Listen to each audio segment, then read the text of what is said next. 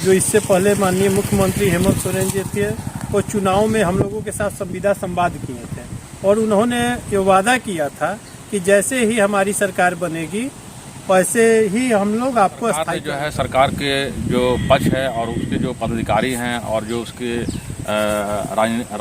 राजनीतिक करता हैं, वो लोग जो है हमारे संगठन को दबाने का काम किया, हमारे संगठन को कुचलने का। अगर सरकार वादा नहीं करती है तो लोकसभा चुनाव के बाद हम लोग आंदोलन करेगा। महात्मा गांधी राष्ट्रीय गारंटी अधिनियम 2005 के तहत ग्रामीण क्षेत्रों में अकुशल कार्य करने वाले जो मट्टी के कार्य करते हैं, ऐसे मजदूरों को सरकार ने 100 दिन कार्य देने का वादा किया। जब सिस्टम अपने कर्मचारी या फिर कर्मियों के साथ वादा करके वादा खिलाफी करते हैं तो पीड़ा होती है।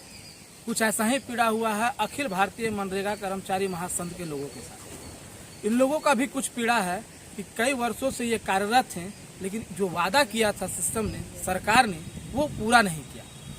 हम यहाँ के मनरेगा कर्मियों से जुड़ेंगे, सीधे तौर पे जानेंगे इनसे कि अखिल भारतीय मनरेगा कर्मचारी महासंघ के राष्ट्रीय राज्य के संयोजक हैं। हम इनसे जानेंगे क्या पीड़ा है और सबसे पहले हम आपसे जानेंगे कि आखिर मनरेगा है क्या। मनरेगा महात्मा गांधी राष्ट्रीय गारंटी अधिनियम 2005 के तहत ग्रामीण क्षेत्रों में अकुशल कार्य करने वाले जो मट्टी के कार्य करते हैं, ऐसे मजदूरों को सरकार ने 100 दिन कार्य देने का वादा किया है और इसी प्रावधान के तहत मनरेगा एक्ट को लागू किया गया है, जिसके तहत मनरेगा योजनाएं हमारे राज्य में और हमारे राष्ट्रीय स्तर पर संचालित की जाती है। क्या वादा किया गया था मनरेगा के साथ, सरकार ने क्या वादा की थी और आखिर पीड़ा क्यों हो रही है आपको? मनरेगा को लागू करने के लिए सरकार ने मनरेगा कर्मचारियों का बहाली किया और ये सरकार ने वादा किया। हम लोग कई बार प्रोटेस्ट किए, आंदोलन किए, राष्ट्रीय स्तर पर, राज्य स्तर पर, जिला स्तर पर, और जब भी हम लोग आंदोलन किए तो सरकार ने हमारे आंदोलन को दबाने का कार्य किया इस वादे के तहत कि हम भविष्य में आपको नियमितीकरण करेंगे, आपके जो मानदेय है उसमें बढ़ोतरी करेंगे, आपको 62 वर्ष किया जाएगा, आपको हर तरह की सुविधाएं दी जाएगी जो सरकारी कर्मचारियों और कर्मियों को दी जाती है। परंतु सरकार ने समय समय पर हमारे आंदोलन को कुचलते हुए, दबाते हुए हमें ठगने का काम किया है, वादा खिलाफी का काम किया है।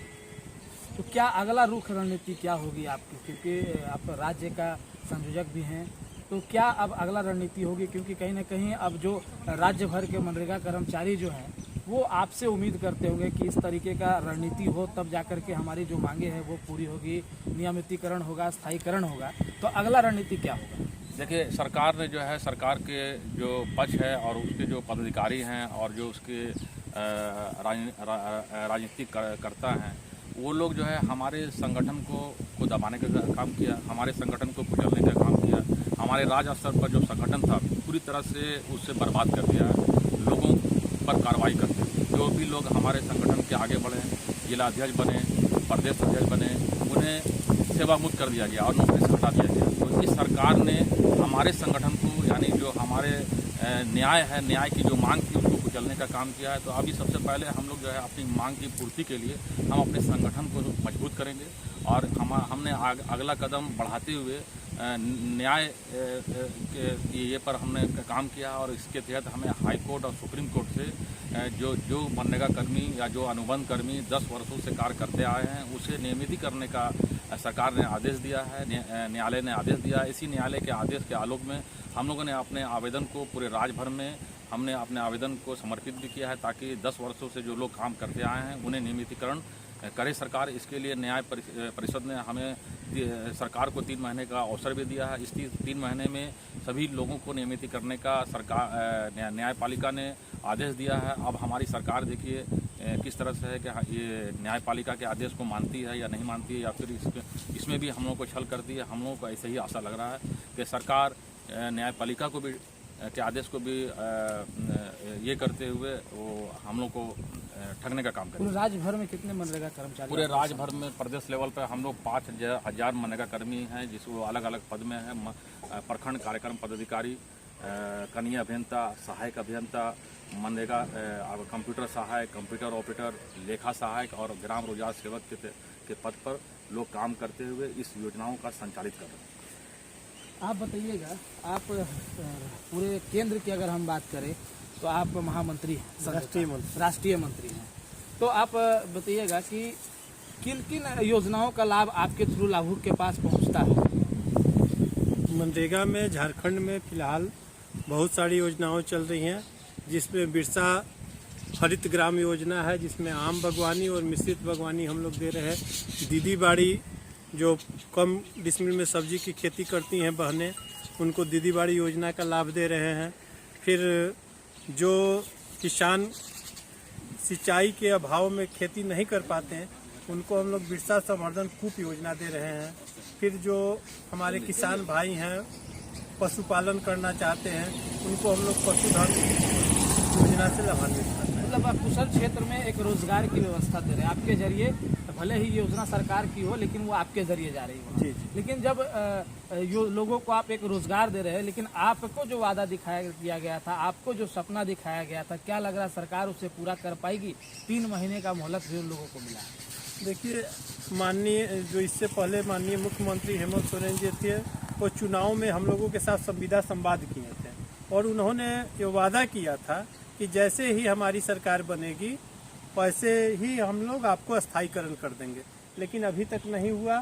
सरकार खत्म होने वाली भी है, उनका कार्यकाल। जी।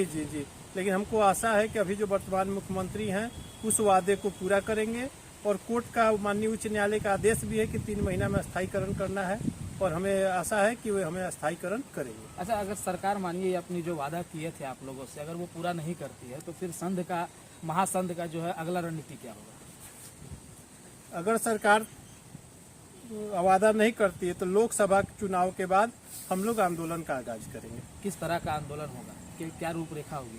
पहले तो हम लोग प्रखंड स्तर से धरना देंगे, प्रखंड स्तर से देते हम लोग राज्य स्तर में धरना देंगे और जरूरत पड़ी तो हम लोग अनिश्चितकालीन हड़ताल करेंगे। अनिश्चितकालीन हड़ताल। आप बताइएगा, क्या कुछ मांगे हैं आप लोगों की? जैसे हम लोगों की मांग है, आज से लेकर हम लोग लगभग 14 से 15 साल हो गया मनरेगा में कार्य करते हुए।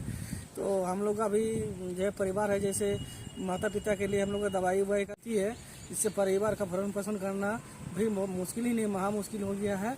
और हमारे इसमें झारखंड राज्य में बहुत से ऐसे रोजगार सेवक है जो काल के गाल समय कभी रोज आए दिन कम एक्सीडेंट होकर मर जाता है, किसी का हाथ टूट जाता है, किसी का पैर टूट जाता है।